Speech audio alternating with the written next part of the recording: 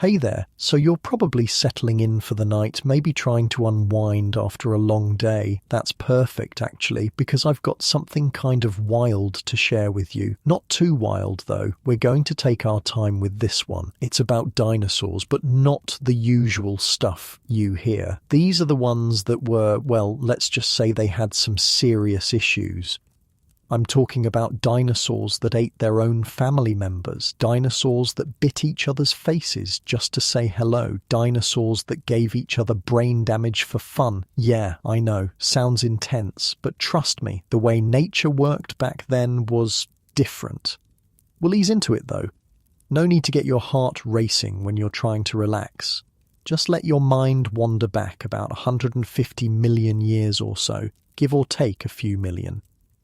So anyway, paleontologists have been digging up these fossils for years, right? And they keep finding evidence that makes them go, wait, what? Like seriously, some of the stuff they've discovered would make modern predators look like teddy bears, but we'll get to all that. First, let me set the scene a bit. Picture a world where everything's trying to eat everything else, where even the plant eaters are armed to the teeth, literally in some cases, and where survival meant being absolutely brutal. That's where our story begins. Okay, so a couple years ago, researchers found this T-Rex skull with all these bite marks on its face. Not just a few scratches, mind you. We're talking about deep puncture wounds that went right into the bone, and when they measured the spacing between these wounds, they realized something pretty messed up. The marks matched T-Rex teeth perfectly. Another T-Rex had basically used this guy's head as a chew toy while he was still alive, and somehow, get this, the dinosaur survived it. The bone actually healed around the wounds. You know what's weird about the T-Rex? Everyone thinks they know this dinosaur. It's in all the movies, all the books, but most people have no idea just how screwed up they actually were. There's this T-Rex skull called Stan. Great name, by the way, that tells quite a story.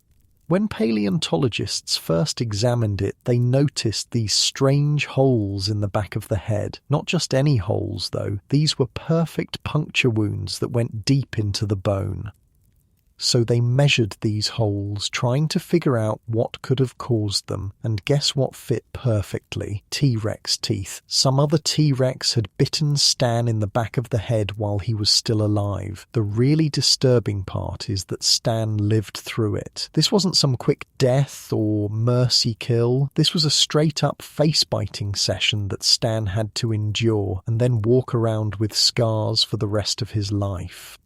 Actually, wait. It gets worse. When paleontologists started looking at more T-Rex skulls, they found face-bite wounds everywhere. We're talking 324 different face-bite wounds across different specimens. 324. That's not just a few random incidents. That's a pattern. These things were just biting each other in the face on a regular basis. And before you think maybe these were gentle love bites or something, I mean not like the ones someone's girlfriend might give them when they're sitting in bed together, these were serious wounds. We're talking about puncture wounds from teeth that were designed to crush bone. The kind of bite that could punch through something as thick as a car door. Modern estimates suggest their bite force exceeded 6.8 tons. That's a lot.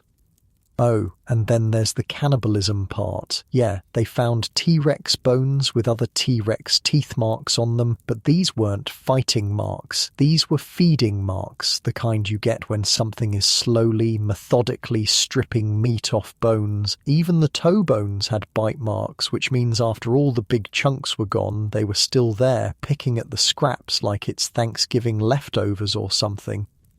Recent research from 2010 actually proved this wasn't rare. Nicholas Longrich from Yale found 4 specimens with clear cannibalism evidence. He said it was surprising how frequent it appeared to be. Either they were really thorough about cleaning up dead bodies, or they were killing and eating each other fairly often. Probably both, if we're being honest. So yeah, your favourite movie dinosaur was actually eating its own family members. Fun fact for your next dinner party, right? right, or maybe not.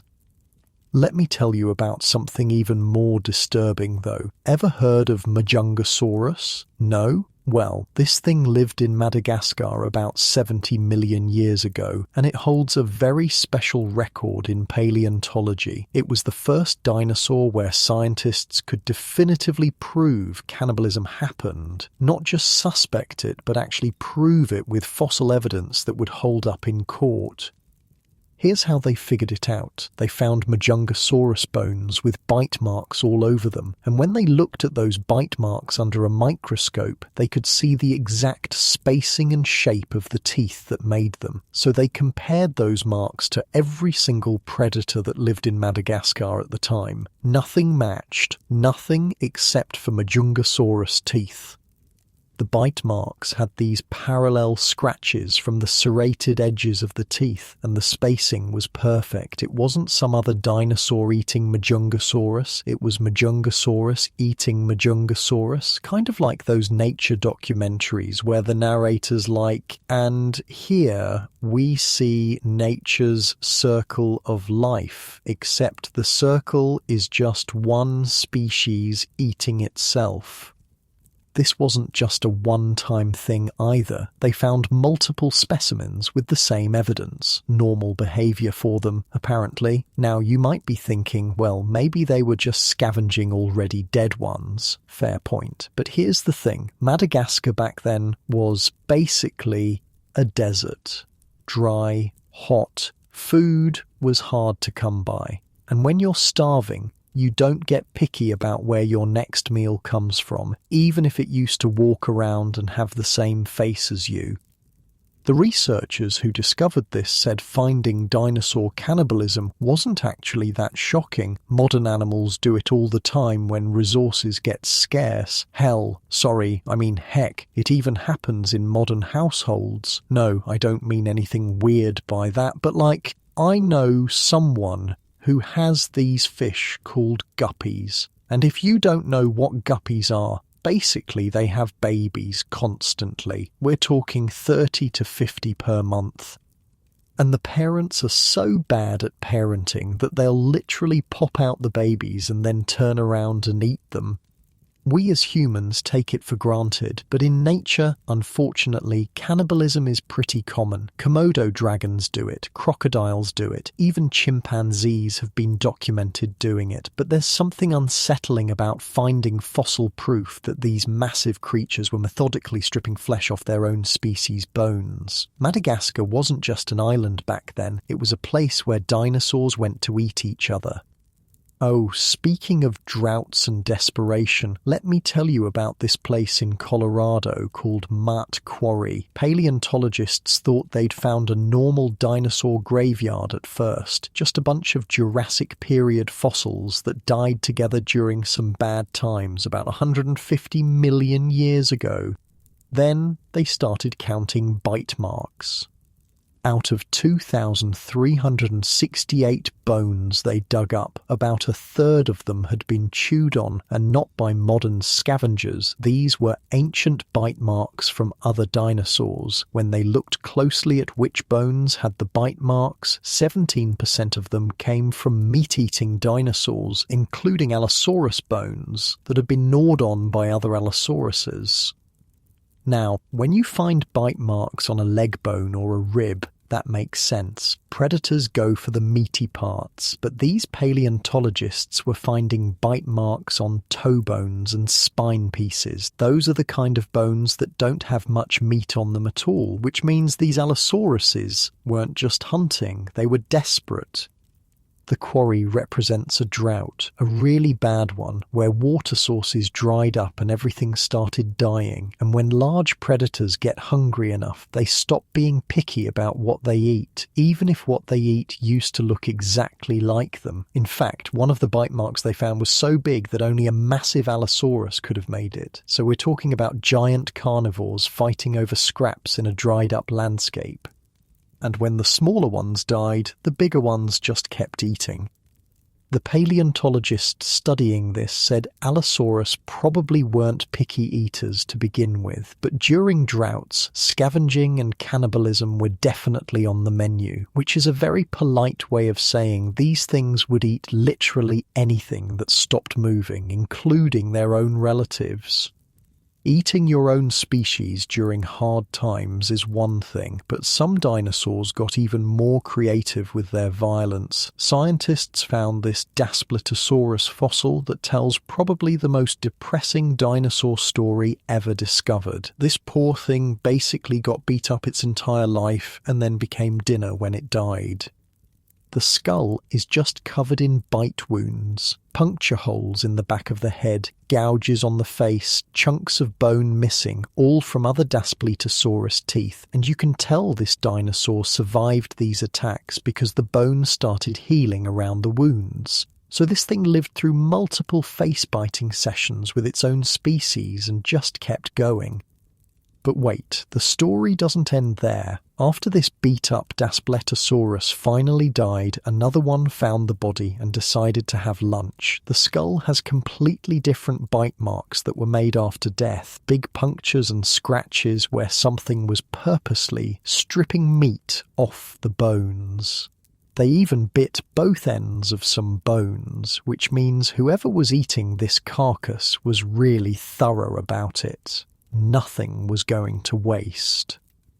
The researchers called this a unique record because it shows one individual that experienced both fighting and cannibalism. This dinosaur got bullied its entire life by other members of its species and then finally became their dinner when it died. And apparently this wasn't unusual behaviour.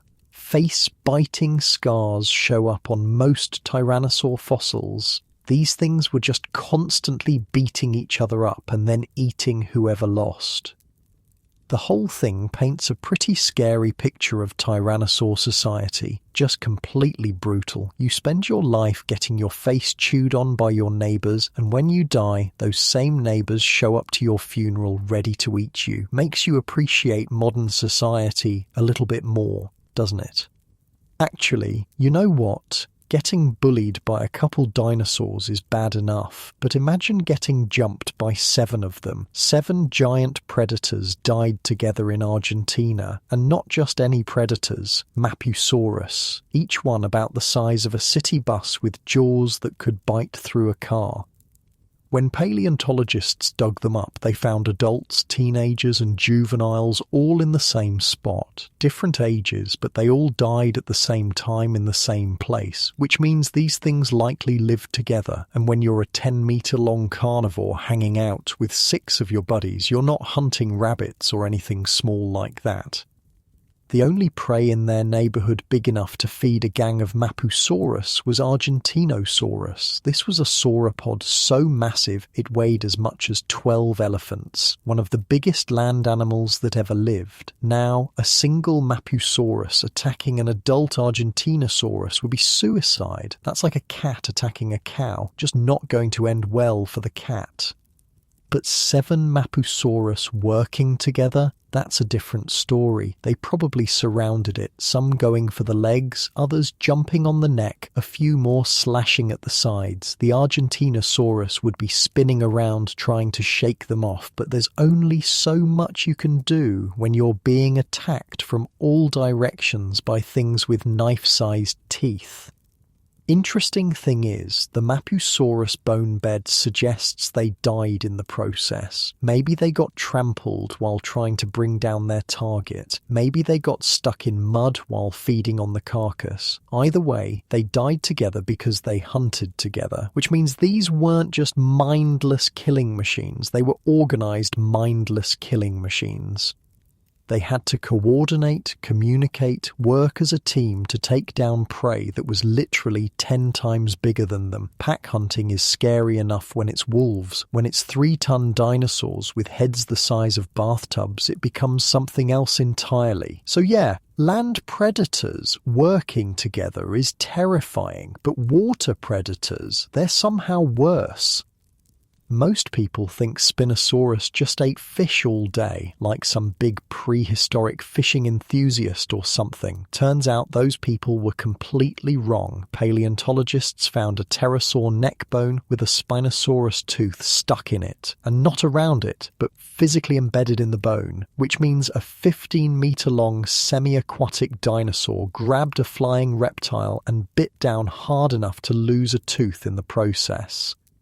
This wasn't some gentle fish-catching behaviour. This was a violent attack on something with a 6-foot wingspan. Spinosaurus lived in river systems across North Africa, and it wasn't content to just sit in the water waiting for fish to swim by. It was an ambush predator. Picture a crocodile, but 3 times longer and probably 10 times as mean.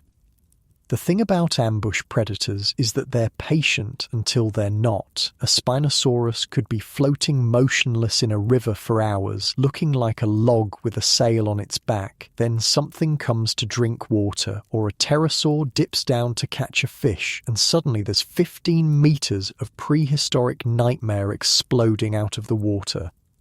They found bite marks from Spinosaurus on other dinosaur bones too, not just pterosaurs, but land animals that came too close to the water's edge, which means Spinosaurus wasn't just fishing, it was opportunistically grabbing anything that got within range. The scariest part is how little warning you'd get. On land, you can usually see a predator coming. In the water, Spinosaurus could be 10 feet away and you'd never know until those jaws are clamped around your leg.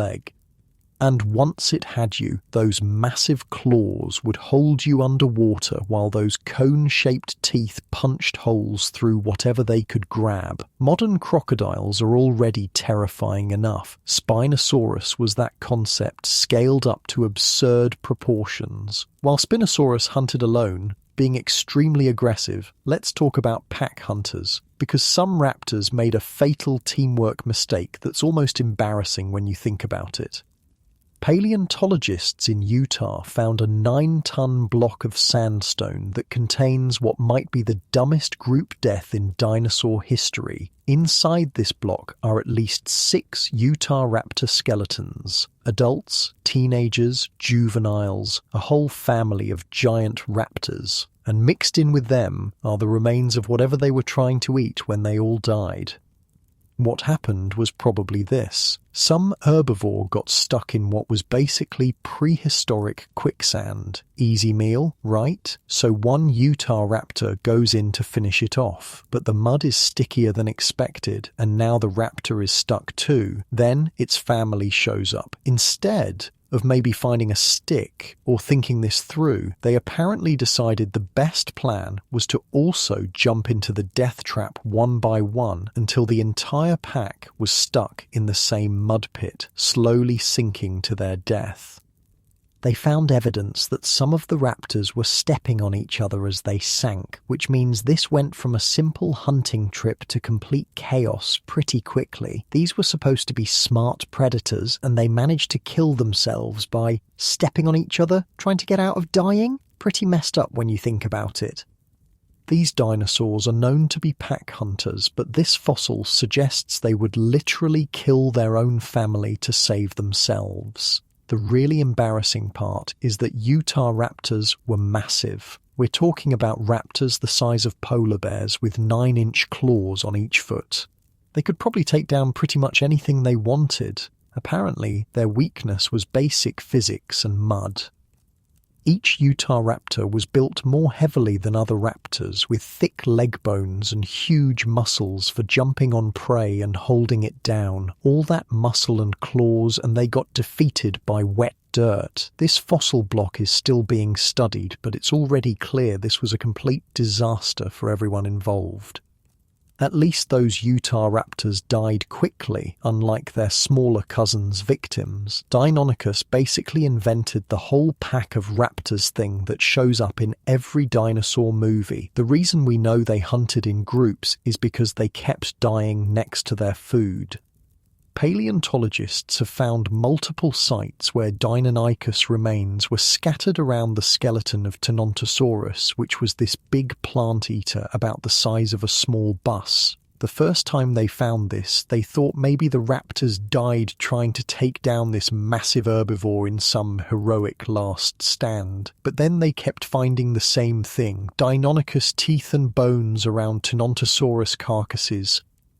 In fact, they found 14 different sites across Montana and Oklahoma, all with the same setup. Now, Tyrannosaurus was way bigger than any individual Deinonychus. We're talking about something that could kick hard enough to shatter ribs, and it probably weighed more than all the raptors attacking it combined. So either these raptors were incredibly stupid, or they figured out how to work together. The evidence points to working together, but not in the cute, coordinated way you see in nature documentaries, more in the chaotic feeding frenzy way you see when hyenas find a dead elephant. Some researchers think the raptors didn't even cooperate that much. Maybe one Deinonychus would attack a Tyrannosaurus, and if it managed to wound it or kill it, the sounds and smells would attract others.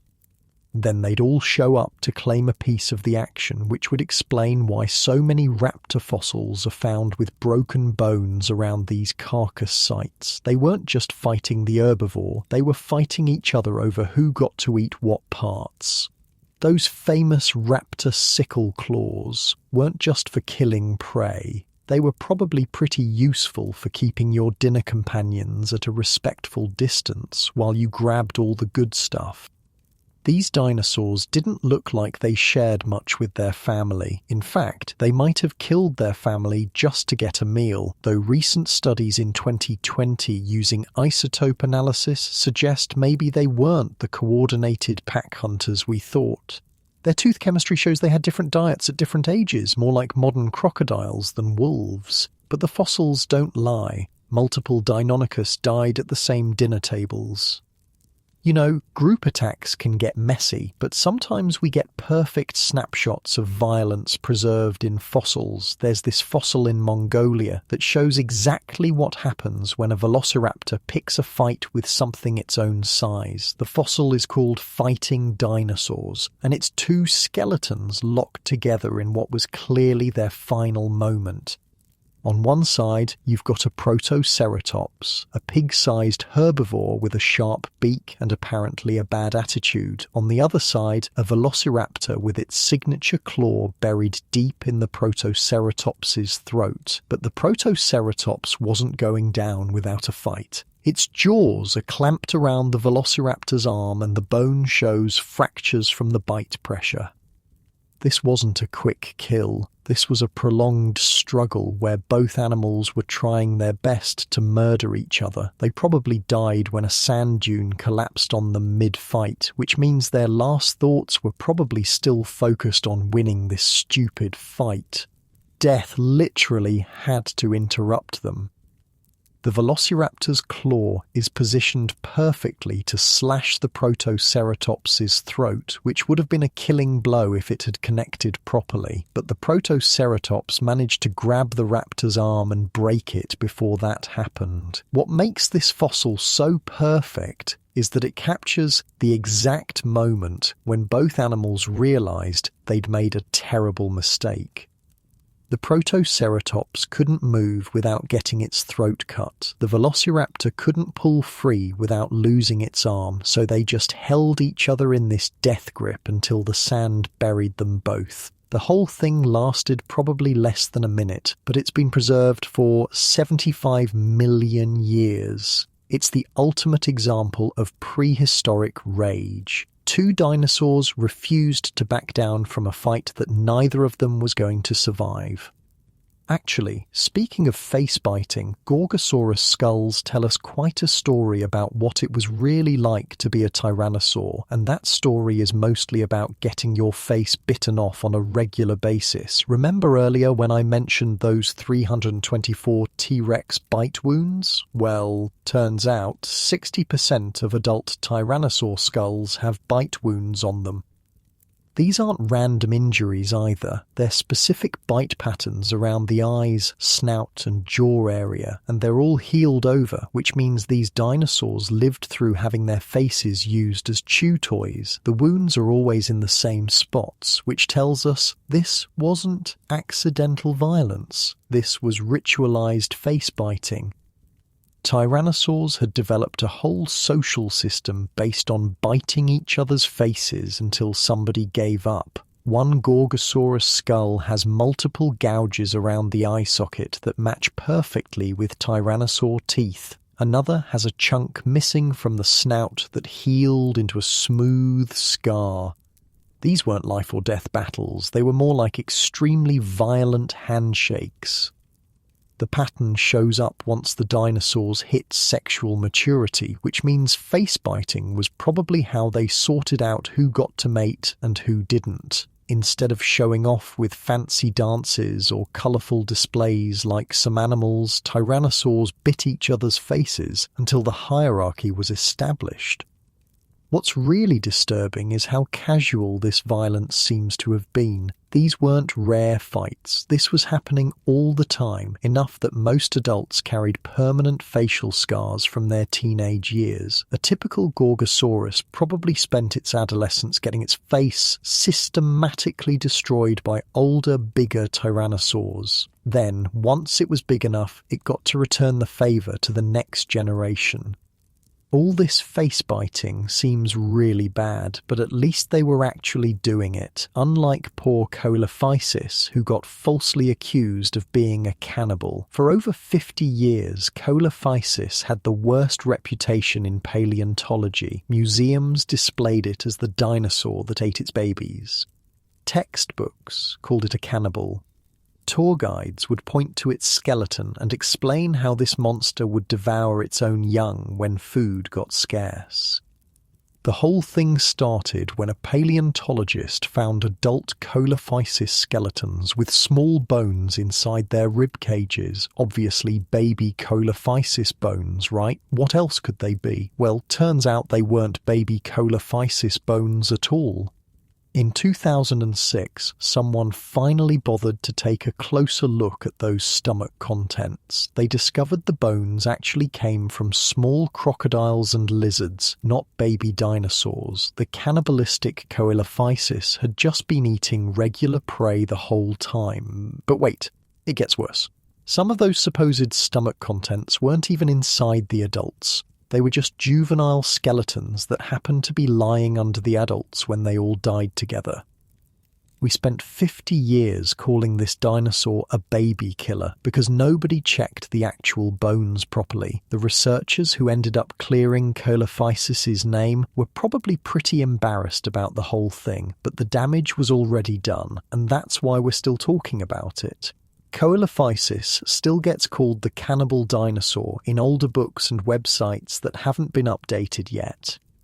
Its reputation is basically ruined forever because paleontologists in the 1950s jumped to conclusions. The real story is way more boring. Coelophysis lived in groups, ate small animals, and occasionally died together during droughts or other disasters. There was no cannibalism, no baby eating, no psychotic behavior whatsoever. It's actually one of the most normal dinosaurs we know about, but it's stuck with this serial killer image because science got it wrong for half a century. So while Coelophysis got blamed for crimes it didn't commit, some herbivores were actual killers. Everyone thinks of Triceratops as this peaceful plant eater that just wandered around munching ferns all day. Well, I'm here to tell you that's completely wrong. Triceratops killed T-Rex, and we have the evidence. One Triceratops brow horn was found with a healed T-Rex bite mark on it, which means a T-Rex tried to bite this Triceratops's face, and the Triceratops lived through it. But more importantly, paleontologists have found T-Rex bones with suspicious holes in them that match the size and shape of Triceratops horns. We're talking about 3-foot-long spears attached to a 12-ton battering ram. When a Triceratops charged something, physics was not on the target's side. The horn wounds they found suggest Triceratops didn't just defend themselves. They went on the offensive. A scared herbivore runs away. An aggressive one lowers its head and charges. These weren't accidents. They were duels, two massive dinosaurs going at each other until one of them backed down or got seriously hurt. Triceratops were basically living bulldozers with attitude problems, and they used those horns for everything from territorial disputes to dating negotiations. So yeah, T-Rex might have been the apex predator, but Triceratops was the thing that made apex predators think twice before picking a fight. The whole peaceful plant-eater thing is just good marketing. This thing was psychotic. It's like how people today think hippos are fat, peaceful herbivores. Do not ever get near a hippo. It will brutally murder you. I would rather be near a tiger than a hippo, if I'm being honest with you. Hippos are huge killing machines that just happen to eat plants. But anyway, moving on from Triceratops, let's talk more about those spike wounds I mentioned. There's an Allosaurus tailbone sitting in a museum in Utah with a perfectly round hole punched through it. The hole is exactly 3 centimeters across, and the edges show signs of healing, which means this Allosaurus lived with this injury for months before dying. That hole was made by a Stegosaurus tail spike. The match is perfect. Size, shape, angle, everything lines up. A Stegosaurus swung its tail during a fight and drove one of those massive spikes right through an Allosaurus vertebra, then somehow managed to pull it back out without breaking the spike off. This wasn't defensive behavior. This was violence with precision. Actually, you know what the paleontologists call those tail spikes? Thagomisers. I kid you not, that's the actual scientific term now. It comes from a Far Side comic by Gary Larson from 1982, where a caveman is teaching other cavemen about the spikes being named after the late Thag Simmons. The joke was so perfect that paleontologists just started using it. Sometimes science has a sense of humour, I guess. Anyway, about 10% of Stegosaurus tail spikes show damage from hitting something hard during their lifetime. The tips are broken off or chipped with new bone growth showing they lived through these impacts, which means Stegosaurus were regularly using those spikes to stab things, not just waving them around as threats. There's another Allosaurus that was found with what looks like a fatal spike wound to the hip bone. No healing on that one. Whoever delivered that blow hit something vital, and the Allosaurus died pretty quickly afterwards. Actually, there's even evidence from 2014 of an Allosaurus that got hit in the, well, let's just say the groin area. The wound got so infected it killed the poor thing, probably the most gruesome groin shot ever documented in the fossil record. The physics of a Stegosaurus tail swing are actually terrifying. Those spikes could be 3 feet long and the tail muscles were massive. When a Stegosaurus put everything into a swing, those spikes were moving fast enough to punch through bone and keep going. Robert Bakker noted that Stegosaurus tails were probably way more flexible than other dinosaur tails because they lacked those ossified tendons that would make them stiff. Oh, and here's something interesting. Paleontologists have found Stegosaurus back plates with bite marks on them, showing that predators did try to attack from above, but the plates weren't the real defense. They were just a distraction. The real weapon was always that tail, waiting for the predator to get close enough. Stegosaurus could kill you with 4 spears attached to its butt, and it regularly did. So that's spikes for you. Deadly, but some herbivores preferred the sledgehammer approach. Physics calculations show that an Ankylosaurus tail club could generate enough force to shatter the leg bone of a T-Rex, not crack it, not bruise it, but completely shatter it into pieces. The club was essentially a bowling ball made of solid bone attached to a tail that was pure muscle. When an Ankylosaurus swung that thing, it was delivering about the same impact as getting hit by a pickup truck. And we have evidence these clubs were used quite regularly, but the really interesting evidence comes from the Ankylosaurus themselves. They found one called Zool, yes, like from Ghostbusters, with damaged armor plates on its sides that show signs of healing. The damage pattern suggests another Ankylosaurus hit it with a tail club during some kind of fight. Which means these things weren't just using their clubs on predators. Ankylosaurus domestic disputes apparently involved trying to break each other's ribs with bone hammers. The clubs only developed when the Ankylosaurus reached sexual maturity, which tells us they were probably weapons used in mating contests. Two males would stand next to each other and just wail on each other's sides until one of them gave up or couldn't stand anymore. Let me think about that for a second. These are dinosaurs that resolved their romantic disputes by hitting each other with biological sledgehammers, and they'd just stand there, taking turns probably, until someone couldn't take it anymore. Nature really had no chill back then. Ankylosaurus was basically a walking fortress that could end any argument with one swing of its tail. The fact that T-Rex bones show possible club damage suggests that even apex predators learn to give these things a very wide berth. Nobody wants to fight something that can break your leg from 3 feet away. But bone clubs that can break legs are one thing. Some dinosaurs went and weaponized their entire skull, and I'm not talking about using it as a battering ram once in a while. I'm talking about a culture built around giving each other concussions.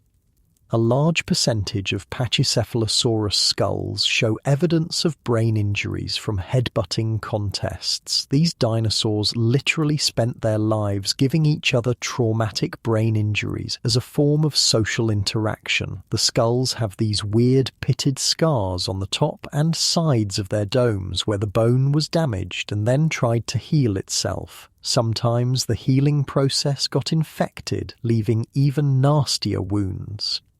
The dome itself could be 10 inches thick of solid bone, which tells you exactly how much impact these things were designed to absorb. They didn't just bump heads gently during mating season, they were ramming into each other hard enough to cause permanent brain damage on a regular basis. About 22% of specimens have lesions on their domes, according to a 2013 study. One skull, called Sandy Patchy, scientists really love their nicknames, has massive gouges carved into the dome. Another specimen has a circular wound where a chunk of bone was literally punched out and then healed over. These were not accidents. They were the result of organized head-to-head combat between animals with weaponized skulls. The really disturbing part is that many of these injuries happened to juveniles. Young Pachycephalosaurus were getting their brains rattled before they even reached adulthood, which means this wasn't just territorial disputes between adults. This was systematic violence that started early and continued throughout their lives. Some of the infected skull wounds probably killed them slowly. Getting your skull cracked is bad enough, but when the crack gets infected and starts rotting, that's a whole different level of suffering. These animals would have lived with constant headaches, possible vision problems, maybe even behavioral changes from the brain trauma. Pachycephalosaurus basically turned headbutting into an extreme sport, except the only prize was brain damage, and the losers often died from their injuries weeks later. They spent their entire lives giving each other traumatic brain injuries, and somehow they thought this was a good system worth continuing for millions of years. You know what I think? That's the most psychopathic dinosaur out there. Not because it was a carnivore eating other dinosaurs, but because it chose violence against its own kind as basically a lifestyle choice. Every day, wake up, eat some plants, give your neighbour a concussion, maybe get one yourself, go to sleep if you can with that splitting headache. Repeat for your entire life. Actually, wait. I just remembered something about these dome heads. Mark Goodwin and Jack Horner argued that maybe the domes were too brittle for headbutting. They thought maybe they were just display structures, like billboards for attracting mates, but then Joseph Peterson found that Pachycephalosaurus skull at the Burpee Museum with those huge dents on top, and a CT scan showed the injury went deep with evidence of healing. So, whatever your opinion on whether they could headbutt safely, they definitely were headbutting unsafely. Modern bighorn sheep do this too, and they've evolved all sorts of adaptations to prevent brain damage, special honeycomb structures in their skulls, shock-absorbing horn sheaths. Pachycephalosaurus had the thick bone, but maybe not all the other safety features, which might explain why so many of them have those injuries. They were basically playing a sport they weren't fully equipped for. Speaking of animals that weren't fully equipped for their lifestyle choices, let's go back to those raptors for a minute. Remember how Deinonychus kept dying around Tyrannosaurus? Well, John Ostrom, the paleontologist who studied them, thought they must have been pack hunters like wolves. One Deinonychus alone couldn't take down something that big, but a recent study of their teeth suggests something different. The isotopes in their teeth show that young Deinonychus had a different diet than adults. If they were hunting in coordinated packs like wolves, you'd expect them all to eat the same things, but they didn't. It's more like modern crocodiles. They might attack the same prey opportunistically, but they're not really working together. When crocodiles attack a wildebeest, one grabs a leg, another grabs the head, and they pull. Looks like teamwork, but they're not communicating. Once the animal is down, there's massive conflict over who gets the best parts. Komodo dragons do the same thing. They rush to a kill site, and sometimes they kill each other fighting over the food. So maybe those Deinonychus fossils around Tyrannosaurus bones aren't evidence of coordinated pack hunting. Maybe it's evidence of a feeding frenzy that went wrong with raptors killing each other over dinner. That actually makes more sense when you think about it. Birds don't hunt in packs. Crocodiles don't really hunt in packs. Why would dinosaurs? Although there was that trackway found in China in 2007 showing multiple raptor-like dinosaurs moving together as a group, so maybe sometimes they travelled together at least, or maybe they were all just heading to the same carcass. Hard to tell from footprints. Oh, before I forget, there's one more thing about Majungasaurus I should mention. It lived specifically in the Maivarano Formation of Madagascar, and the environment there was rough, semi-arid, prone to harsh droughts, the kind of place where food gets scarce regularly. In conditions like that, practically anything that moved, including fellow Majungasaurus, would have been possible prey. One researcher said, "The tragedy is not to die, but to be wasted. In nature, no opportunity for a meal should be passed up, even if it means eating your own kind." They also found that Majungasaurus grew slowly, took 20 years to reach full size, which might have been an adaptation to the harsh environment. Grow slow, need less food, better chance of surviving when times get tough.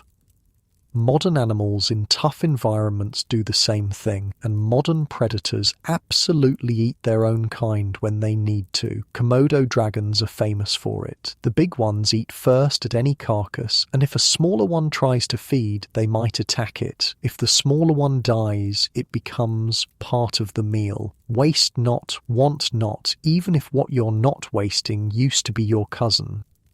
The thing is, we're talking about behaviours that happened 70, 100, 150 million years ago. We're looking at fossils, bones and teeth and sometimes skin impressions if we're lucky, and trying to figure out how these animals lived. Every bite mark, every healed fracture, every weird hole in a bone tells a story.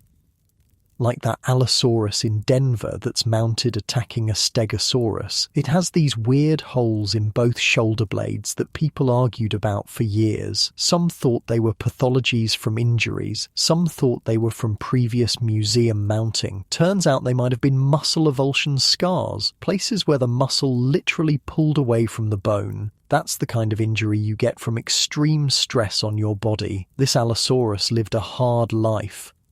Or those Mapusaurus in Argentina, the fact that multiple ages died together suggests they really were living in groups, but dying while trying to take down an Argentinosaurus? That's dedication to the hunt, or desperation, probably both. When you're a 3-ton predator and you're still going after prey that outweighs you 10 to 1, you're either very confident or very hungry. You know what's weird though? We haven't found much evidence of pack hunting in earlier predators from the Triassic. It seems like this behaviour might have evolved multiple times in different dinosaur lineages, or maybe we just haven't found the right fossils yet.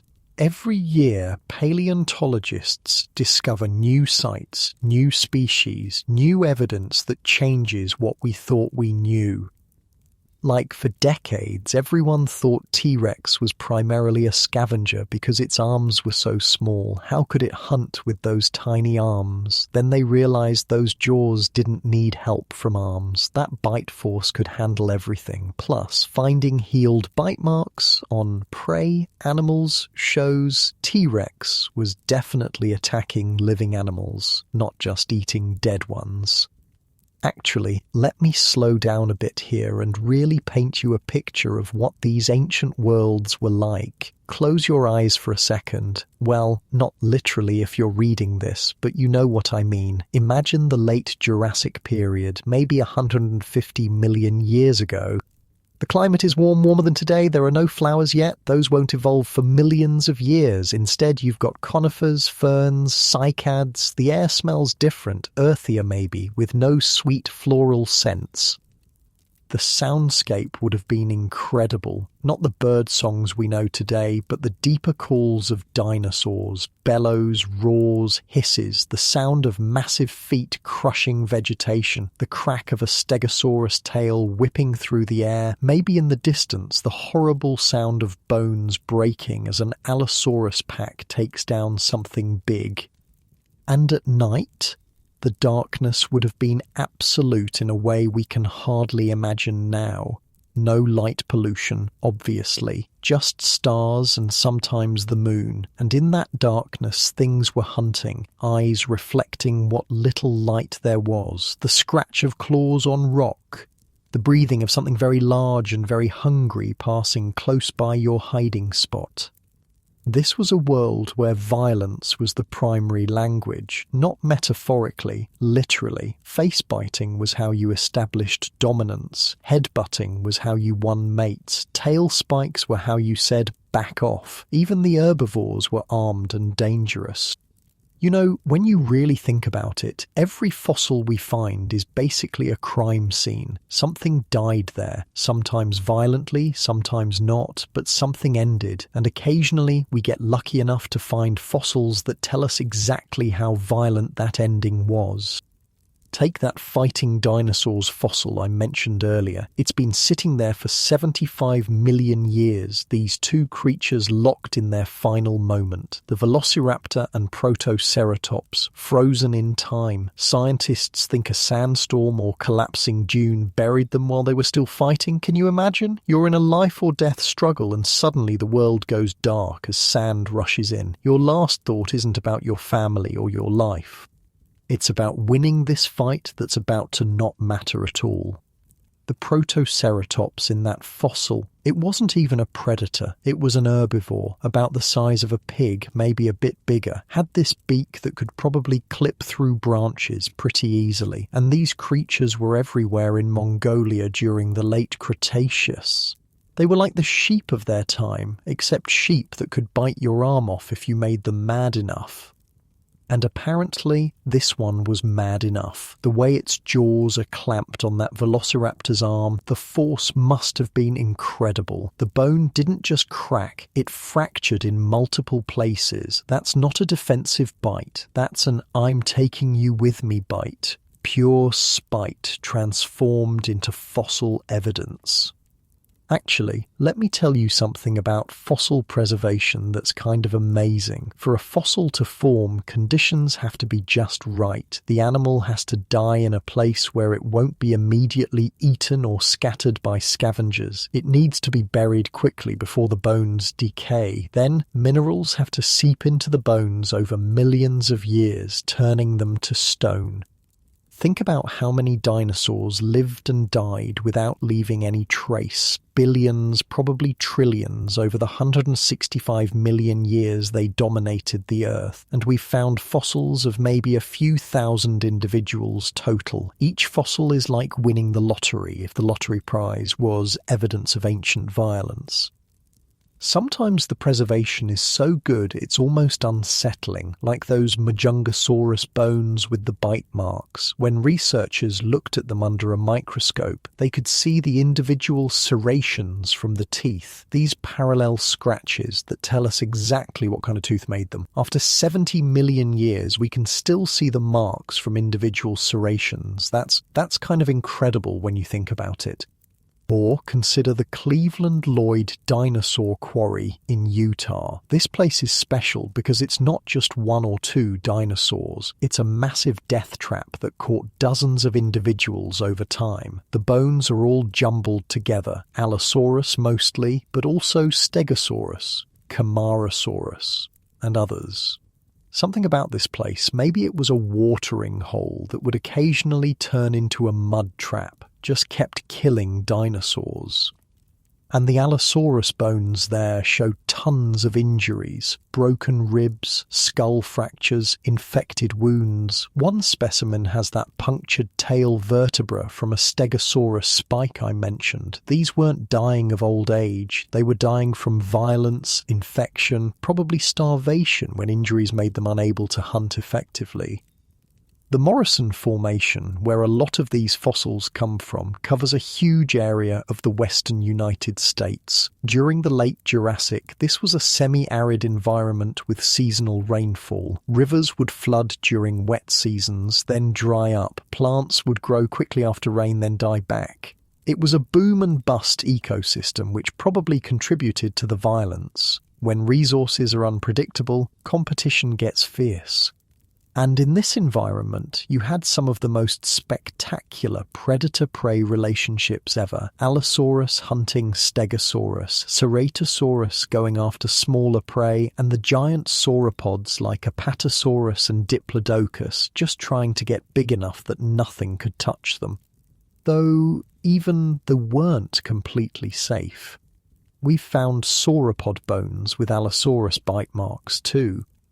I wonder sometimes what it would have been like to watch these interactions. Not the Hollywood version with roaring and dramatic music, but the real thing. Probably a lot of waiting. Predators watching herds, looking for the weak or young or injured. Hours of nothing, then sudden explosive violence, blood and dust and the bellowing of something in pain.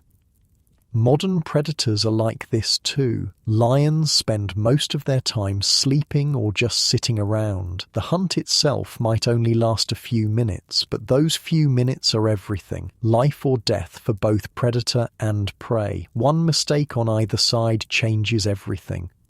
Oh, speaking of mistakes, let me go back to those Utahraptors in the quicksand for a moment. The more I think about it, the more it seems like they made every possible wrong decision. First, going after prey that's stuck seems smart, but not checking if you'll get stuck too. That's mistake number one. Then, when the first one gets stuck, the others come to help, or maybe to steal the kill, and they get stuck. That's mistakes 2 through 6.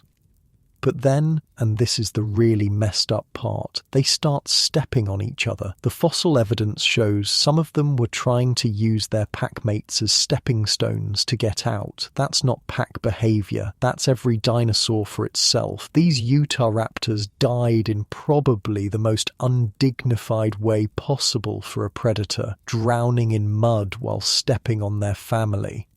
And Utahraptor wasn't small. These things were about 20 feet long, stood maybe 6 feet tall, bigger than the velociraptors in the movies actually, much bigger, with those 9-inch sickle claws that could probably disembowel pretty much anything. All that evolutionary perfection for killing, defeated by mud.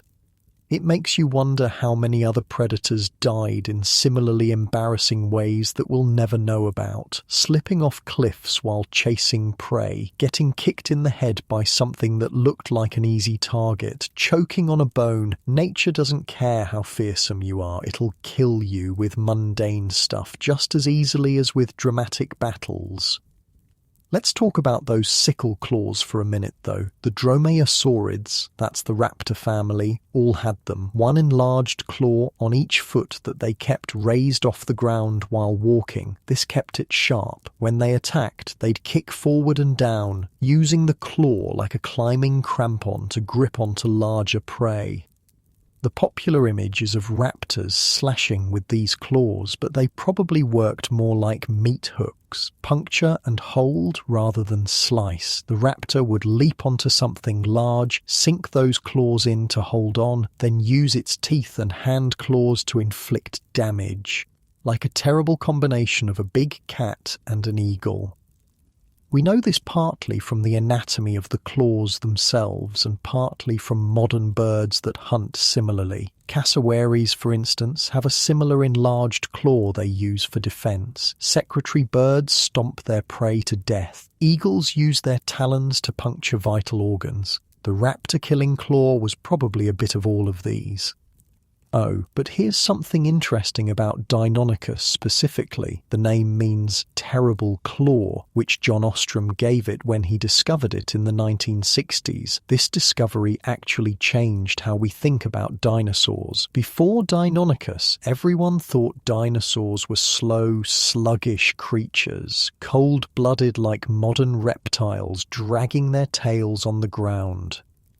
But Deinonychus was clearly built for speed and agility. The tail was stiff and held off the ground for balance. The legs were built for running. The whole animal screamed active predator. This started what they call the dinosaur renaissance, where scientists began reconsidering everything they thought they knew about dinosaurs.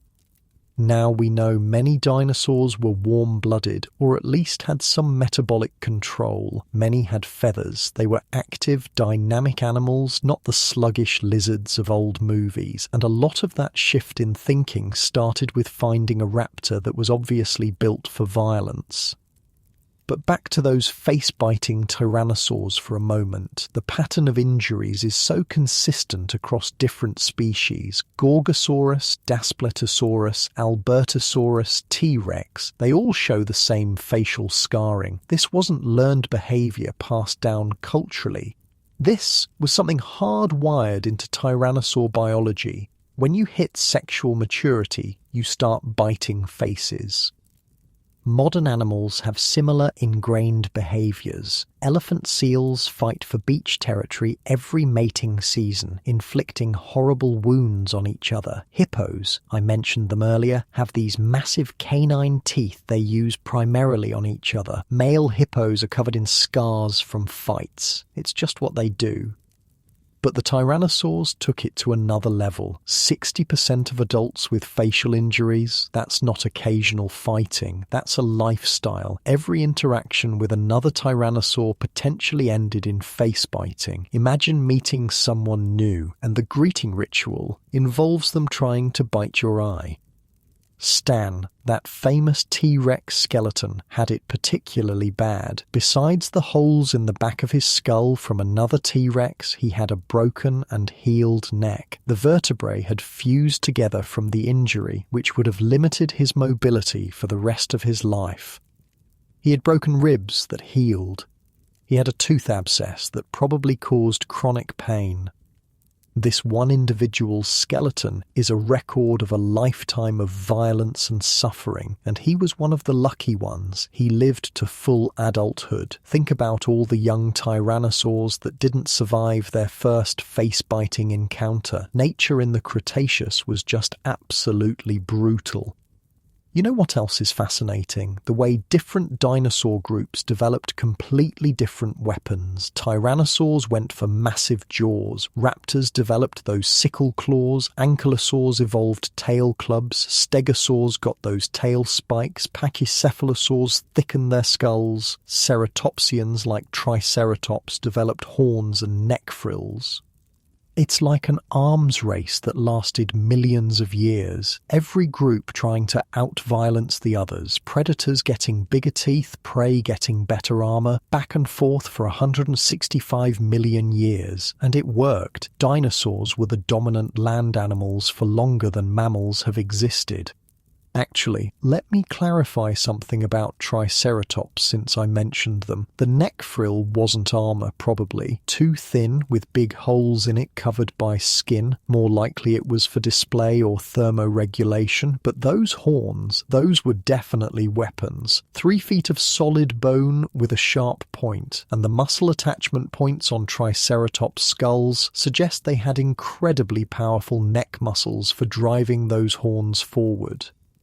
There's actually debate about whether Triceratops lived in herds or were mostly solitary. We don't find big bone beds of them like we do with some other ceratopsians, but we do find them with injuries consistent with fighting each other. Holes in frills that match horn punctures, broken and healed horns. So even if they didn't live together, they definitely fought when they met.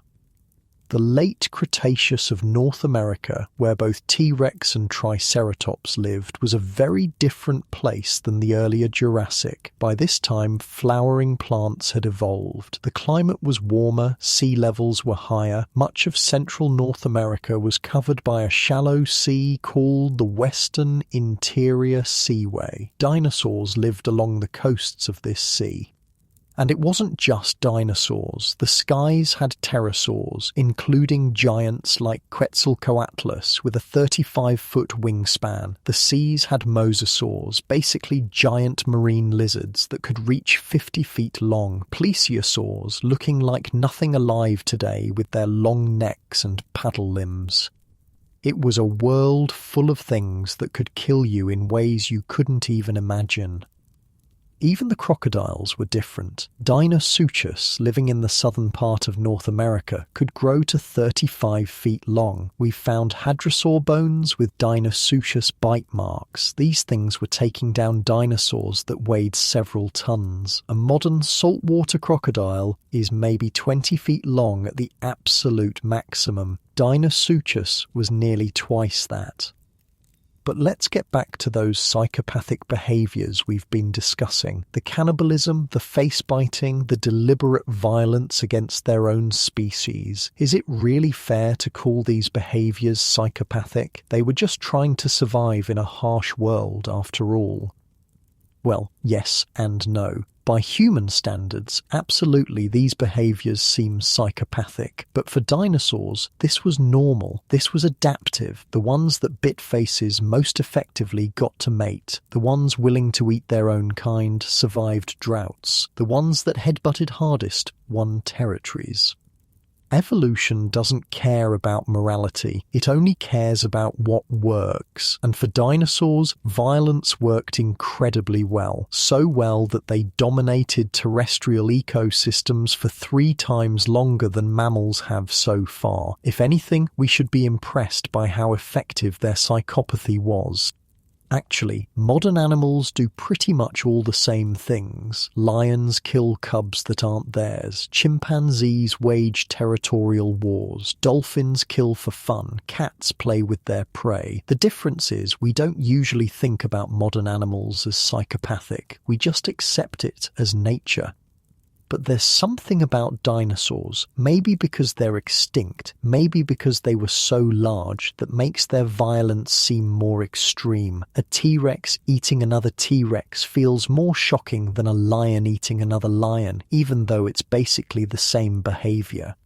Actually, I just remembered another detail about that Stan T-Rex skeleton. When they sold it at auction in 2020, it went for $31.8 million, made it the most expensive dinosaur fossil ever at the time. All those injuries, all that evidence of violence and suffering, and it's worth more than most people will make in multiple lifetimes. There's something kind of poetic about that, or ironic. I'm not sure which. The buyer was anonymous at first, but it turned out to be the Department of Culture and Tourism in Abu Dhabi. They're planning to display it in a new natural history museum opening in 2025. So Stan's going to spend eternity, or at least the next few decades, being gawked at by tourists. Still better than being eaten by your relatives, I suppose. Oh, and speaking of museums, there are casts of Stan in museums all over the world, over 60 of them, each one showing those same injuries, that same record of violence. It's like we're so fascinated by the violence that we need to reproduce it dozens of times to share with everyone. But you know what's really wild? We've barely scratched the surface of dinosaur diversity. Scientists estimate we've discovered maybe 30% of all dinosaur genera that ever existed. Probably less. There are whole groups of dinosaurs we know nothing about because they lived in environments that didn't preserve fossils well. Think about that. All these violent, psychopathic behaviours we've been talking about, and we're only seeing a tiny fraction of what actually existed. What other horrific ways did dinosaurs find to hurt each other that we'll never know about? What creative forms of violence evolved and went extinct without leaving any trace? Sometimes I wonder about the dinosaurs we'll never find, the ones that lived in rainforests where bones decay too quickly, the ones from small islands that are now underwater, mountain-dwelling species where erosion destroyed everything. Each environment would have shaped its inhabitants differently, created different pressures, different solutions to survival. Like we know about Spinosaurus from North Africa because the conditions there preserved bones, but what about its relatives that might have lived in other river systems? The Amazon basin today has incredible biodiversity, but fossils from rainforest environments are incredibly rare. How many river-dwelling predators existed that we'll never know about?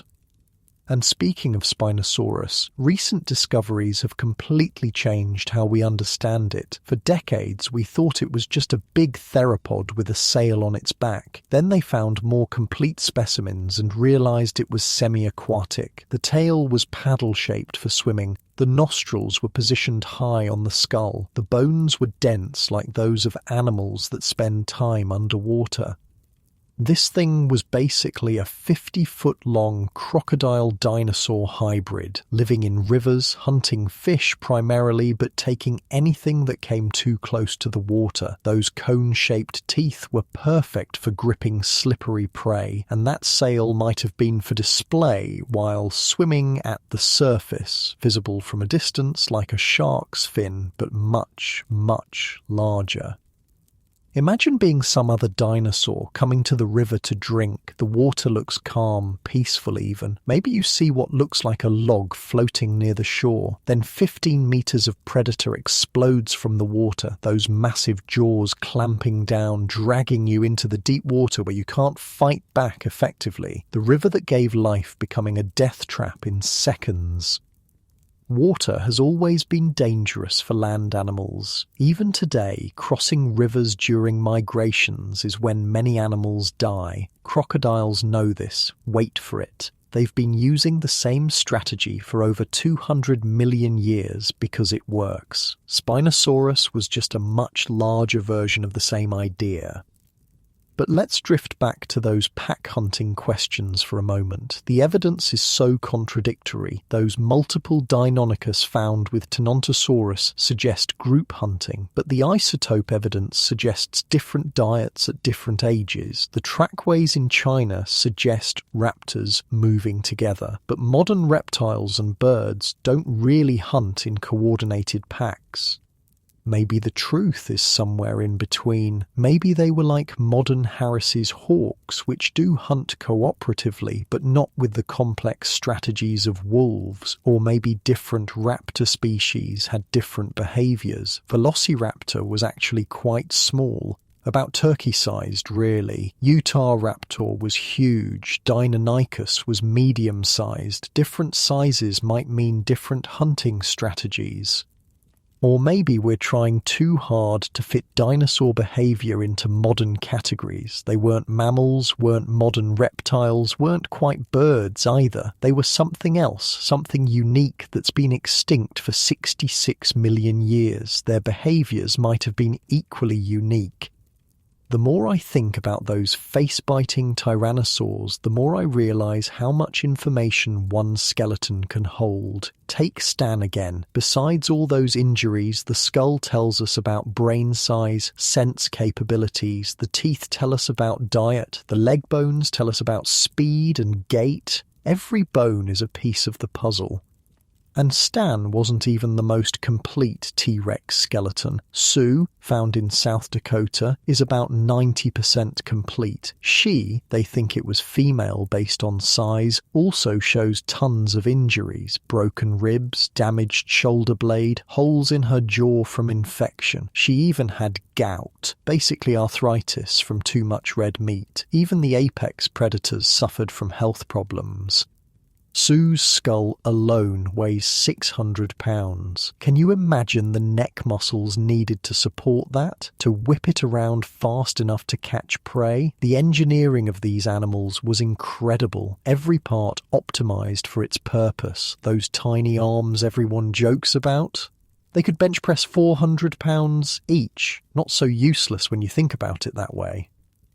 Let me slow down here and paint another scene for you. It's the late Cretaceous, maybe 67 million years ago. We're in what's now Montana, but back then it's a coastal plain along that western interior seaway I mentioned. The climate is subtropical, humid, there are palm trees, ferns, early flowering plants creating patches of colour among the green. A herd of Triceratops is grazing, their massive heads low to the ground, those sharp beaks clipping vegetation. They're not peaceful though. The adults are constantly vigilant, heads raising periodically to scan for danger. The young ones stay in the centre of the group, protected. Nearby, hidden in a stand of trees, a T-Rex watches. It's not the roaring monster from movies. It's silent, patient. It might watch for hours, days even, waiting for an opportunity. Maybe one of the Triceratops is limping, injured from a fight with another of its kind. Maybe there's a young one that strays too far from the protection of the adults. When the attack comes, if it comes, it will be sudden. The T-Rex can't run fast for long distances, but it can ambush, moving quickly in short bursts. Those massive jaws, powered by muscles that attach far up the skull, can bite down with enough force to crush a car. But those Triceratops horns can punch through thick hide and muscle just as easily. It's a standoff that might have played out thousands of times across millions of years. Sometimes the predator wins, sometimes the prey, sometimes both die from their injuries days or weeks later. The fossils we find are just snapshots of these moments, frozen in stone. Oh, and here's something about T-Rex that most people don't realise. They probably lived in family groups, at least when young. There's a site in Montana where multiple young T-Rex were found together. They were about 13 to 15 years old when they died, not fully grown yet. The fact they were together suggests some kind of social behaviour. Young T-Rex were very different from adults too. Longer legs relative to body size, suggesting they were faster runners. Different tooth shapes, suggesting different prey. They might have filled a different ecological niche when young, hunting smaller, faster prey, then shifting to larger prey as adults. It's called ontogenetic niche shifting, and it's another way to avoid competition. Don't compete with your parents, eat different things. But eventually, those young T-Rex would mature, and then comes the face-biting, establishing dominance, competing for mates, defending territory, all through violence directed at their own species. It's interesting that the face was the target, not the body, not the limbs, specifically the face. There must have been something about facial scars that communicated status. Maybe it was like dueling scars in old German universities where students would deliberately get facial scars to show they were tough, except instead of swords, it was teeth capable of crushing bone. And instead of a controlled duel, it was, well, actually, maybe it was controlled to some degree. Most survived, after all. Let me tell you about another kind of violence, the slow violence of infection and disease. Many dinosaur fossils show evidence of infection, broken bones that got infected, tooth abscesses, arthritis, cancers even. Yes, dinosaurs got cancer. Being a dinosaur wasn't just about avoiding predators and finding food. It was about surviving the 1,000 other things that could kill you slowly. That infected Ankylosaurus tail club wound, for instance. The animal survived the initial injury, but then had to live with infection eating away at the bone. Every movement would have been painful. Feeding would have been difficult. It might have lasted weeks or months before finally succumbing. Nature doesn't offer mercy. Or those Pachycephalosaurus with infected skull wounds. Imagine having a constant headache from an infected wound on your head, but you still have to headbutt other Pachycephalosaurus because that's how your species settles everything. The infected wound gets worse with each impact. But if you don't fight, you don't eat, don't mate, don't survive. Even something like Deinonychus, built for killing, could be brought down by a simple infected cut. No antibiotics in the Cretaceous, no medical care, just your immune system against whatever bacteria or parasites found their way into your bloodstream. The violent life of a predator made infection almost inevitable. Speaking of parasites, we've even found evidence of them in dinosaur fossils. Coprolites, that's fossilized poop, sometimes contain parasite eggs. So on top of everything else, dinosaurs were dealing with intestinal worms and other internal parasites. Just another thing trying to kill them from the inside. The more we learn about dinosaur life, the more we realize how harsh it was. Not the prehistoric paradise sometimes imagined, but a world of constant struggle. Every day was about survival, every interaction potentially deadly. No wonder they developed such extreme adaptations. But here's the thing, they thrived in this harsh world. For 165 million years, dinosaurs were the dominant land animals. They survived massive volcanic eruptions, climate changes, asteroid impacts, until the last one, sea level changes. They adapted to every environment from deserts to swamps to polar regions. Yes, there were polar dinosaurs.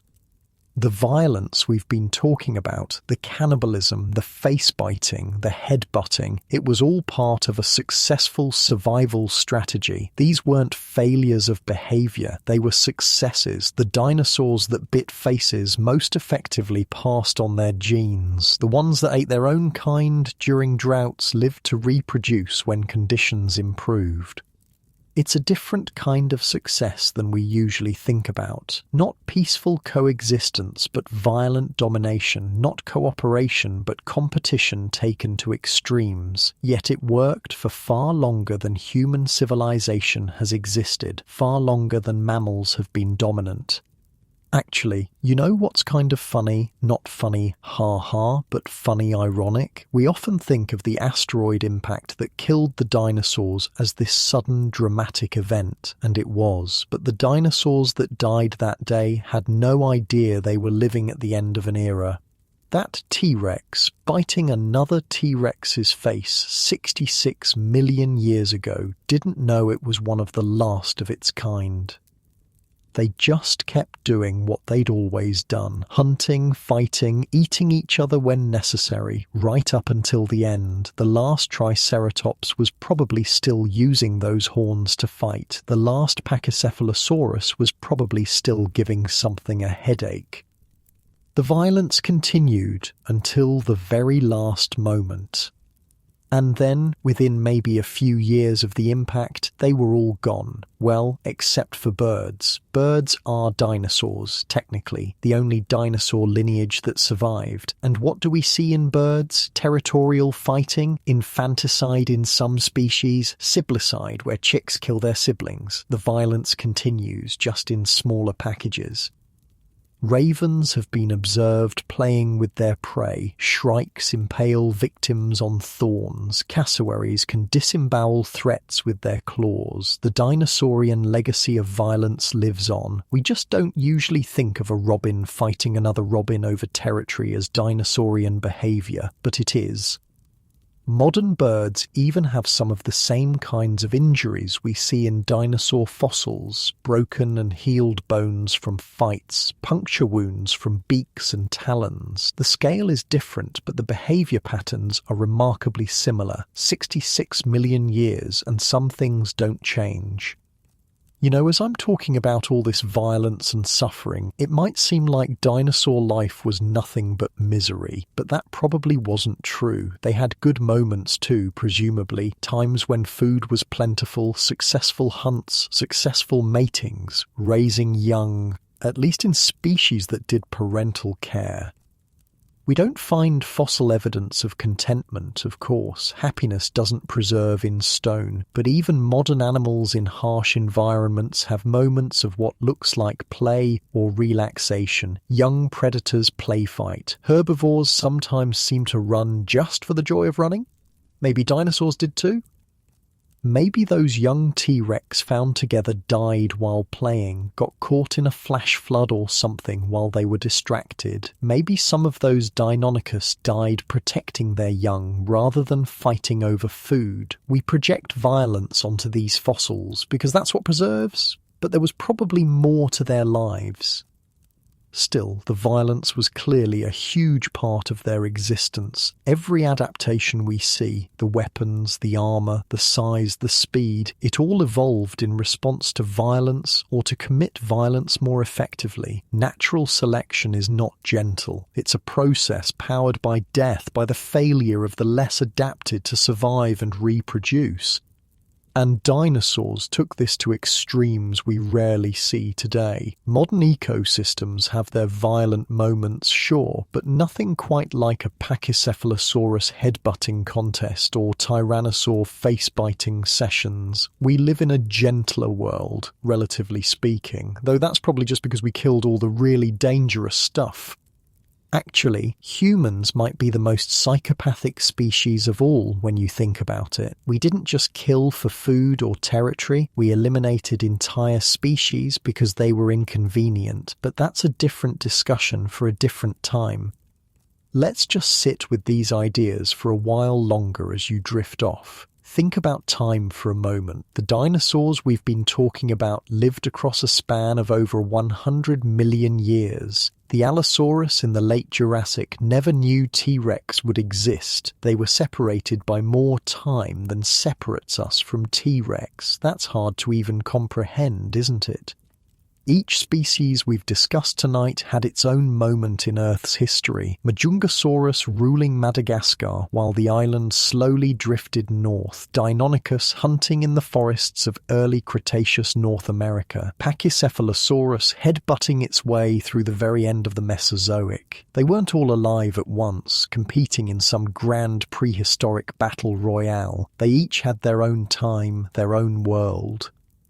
The Earth itself was different for each of them. Continental positions shifting slowly over millions of years, climate changing from hot to cool and back again, plants evolving, new food sources appearing, the first flowers blooming sometime in the early Cretaceous, changing ecosystems forever. Imagine being a dinosaur and seeing the first flower. Not that they'd appreciate it aesthetically, but still. Mountains rose and eroded, seas advanced and retreated. The Stegosaurus with its tail spikes lived in a world that T-Rex would never see. By the time T-Rex evolved, Stegosaurus had been extinct for 80 million years. Their fossils were already ancient, buried deep in rock layers. Sometimes I think about individual moments in these creatures' lives, not the dramatic ones we've been discussing, but the quiet ones. A Majungasaurus resting in the shade during the heat of the day, a Triceratops slowly chewing, those powerful jaw muscles working rhythmically, a sleeping T-Rex, probably not dreaming because reptile brains don't quite work that way, but resting nonetheless. Even the most violent animals spend most of their time not being violent. Modern lions sleep 20 hours a day sometimes. Crocodiles can go months without eating, just basking, conserving energy. Dinosaurs probably had similar patterns, long periods of rest punctuated by moments of extreme activity. The youngsters of these species, before they developed their weapons fully, what were their lives like? Baby Pachycephalosaurus before their skulls thickened, young Stegosaurus with tiny, not yet dangerous tail spikes, T-Rex teenagers gangly and fast before they bulked up into the massive adults we know from fossils. There's evidence that many dinosaur species grew quickly when young, then slowed down as adults. T-Rex might have gained hundreds of pounds per year as a teenager. Imagine the amount of food needed to sustain that growth. No wonder they ate everything, including each other when necessary. Oh, and here's something peaceful for a change. We have evidence of dinosaur nests, eggs, even embryos in some cases. Some species clearly cared for their young. Maiasaura, the good mother lizard, built nests and brought food to their babies. Not all dinosaurs were terrible parents like those guppies I mentioned earlier. Though even parental care could be selective, in many modern birds, parents will preferentially feed the strongest chicks, letting weaker ones starve. Sometimes the chicks themselves enforce this, with stronger siblings pushing weaker ones out of the nest. Siblicide, it's called. Dinosaurs probably did this too. But let's not end on violence. Let's think about the world they left behind. Those fossil sites we've been discussing. The Cleveland Lloyd Quarry, the Maevarano Formation in Madagascar, the Hell Creek Formation where T-Rex lived. These places are quiet now. Peaceful even. Tourists visit some of them. Scientists carefully excavate others. Where Allosaurus once hunted, there might be a parking lot now. Where Pachycephalosaurus gave each other concussions, maybe there's a wheat field. The violence is long over, transformed into stone, into museum displays, into stories we tell. And what stories they are. Each fossil is a book written in bone, telling us about lives lived so long ago that our brains can barely grasp the timescales. When we look at Stan's skull with all those healed injuries, we're reading a biography written in calcium phosphate. Every scar tells a story. Every healed fracture is a chapter about survival. The fact that we can piece together these behaviours from rocks is kind of miraculous. How a tooth mark can tell us about cannibalism, how a healed wound can tell us about combat, how the shape of a tail club can tell us about mating disputes. It's detective work across deep time. And we're still learning. New techniques let us see things that weren't visible before. CT scans showing internal bone structure, isotope analysis revealing diets, microscopic examination finding soft tissue preservation. Each year we understand a little more about these ancient psychopaths. Though calling them psychopaths isn't really fair, is it? They were just animals doing what animals do. The violence wasn't malicious, it was survival. The cannibalism wasn't evil, it was practical. The face-biting wasn't cruel, it was communication, just in a very painful language. If anything, the dinosaurs were incredibly successful. Their violent strategies worked for far longer than any human civilization has existed. The asteroid that ended them wasn't their fault. They couldn't have evolved to survive that. Nothing could have, really. It was just bad luck, bad timing. And in a way, they're not really gone. Birds are living dinosaurs, descendants of theropods related to Velociraptor and Deinonychus. When you see a hawk catch a mouse, you're watching dinosaur hunting behavior. When you see roosters fighting, that's dinosaurian combat. The violence continues, just scaled down. Even we carry traces of that ancient world. The fear response when we see a snake or spider, that's evolutionary memory from when our tiny mammal ancestors had to avoid becoming dinosaur food. The fight or flight response, the adrenaline surge, that all evolved in a world where violence could come from anywhere at any moment. The mammals that survived the extinction were mostly small nocturnal creatures. They avoided the dinosaurs by being active when the dinosaurs mostly weren't. For 165 million years, mammals stayed small, stayed hidden, stayed out of the way of the psychopathic rulers of the Earth. Then the asteroid hit, the dinosaurs died, and mammals inherited the Earth. And what did we do with it? Well, we developed our own forms of violence, didn't we? But generally less face-biting, so that's progress, I suppose. You know, as you're drifting off to sleep tonight, you might dream about dinosaurs. If you do, maybe don't dream about the violence we've been discussing. Dream about the quieter moments instead. A herd of sauropods slowly making their way across a floodplain, their long necks swaying gently. A Stegosaurus munching on ferns, tail spikes relaxed. No Allosaurus in sight. Or dream about discovering fossils yourself, the excitement of seeing bone emerging from rock, the careful work of excavation, the moment when you realize what you've found. Every fossil discovered adds another piece to the puzzle, another story to the collection. The Earth holds so many more secrets, so many more fossils waiting to be found, species we haven't imagined yet, behaviors we haven't discovered, whole ecosystems we know nothing about. The story of the dinosaurs is still being written, one discovery at a time. And somewhere out there, in rocks we haven't found yet, is evidence of dinosaurs that weren't psychopathic at all. Peaceful species that found ways to survive without violence. They must have existed. Not everything could have been face-biting and cannibalism. There had to be some that just lived quietly. But those don't make for exciting stories, do they? We remember the violent ones, the predators with their terrible claws, the fighters with their biological weapons, the cannibals and face-biters. They capture our imagination in a way that peaceful herbivores just don't. Maybe that says something about us, about what we find interesting, about what we choose to remember. The most successful dinosaurs might have been the quiet ones we never hear about, the ones that avoided conflict, found empty niches, survived through cooperation rather than competition. But we'll never know for sure. The fossil record is biased toward violence because violence creates the conditions for fossilization, predation, combat, sudden death in catastrophes. These are what preserve. Peaceful death from old age in a quiet spot doesn't usually make fossils. So we're left with this biased sample. A fossil record full of violence and suffering, and from that we try to reconstruct the full picture of dinosaur life. It's like trying to understand human civilization only from war memorials and crime scenes. You'd miss most of the story.